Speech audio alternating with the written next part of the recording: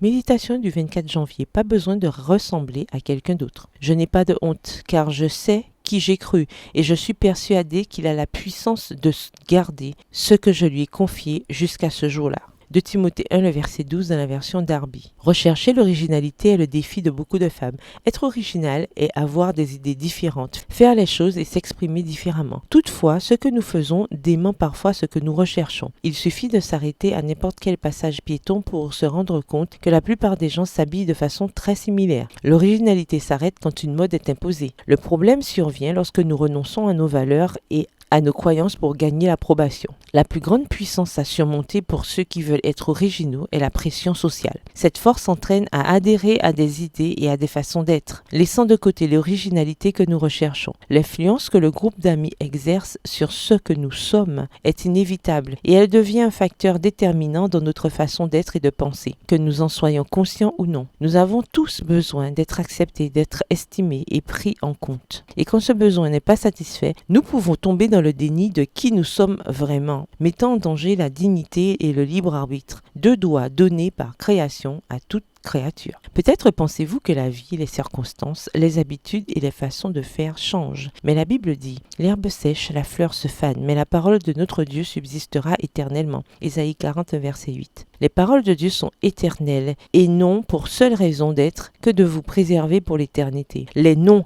entre guillemets de Dieu ne sont pas arbitraires et encore moins punitifs. Ils sont la sauvegarde de la vie humaine. Sans eux, nous serions à la dérive. Vivre sa vie au rythme d'ainsi par l'Éternel, entre guillemets, vous met à l'abri, vous donne l'assurance de tenir le bon cap. Vous pouvez adapter votre coiffure et votre robe à la mode, mais sans pour autant vous débarrasser de ce qui est bien et de ce que Dieu a mis de saint en vous. Avant d'accepter les propositions des autres, voyez à nouveau vos croyances, ayez confiance en vous, ayez confiance en Dieu, et soyez capable de rejeter les tentatives des autres de vous faire ce que vous considérez comme mal. N'ignorez pas la voix du Saint-Esprit qui vous avertit toujours quand vous êtes en danger. Bonne journée, que l'Éternel vous bénisse.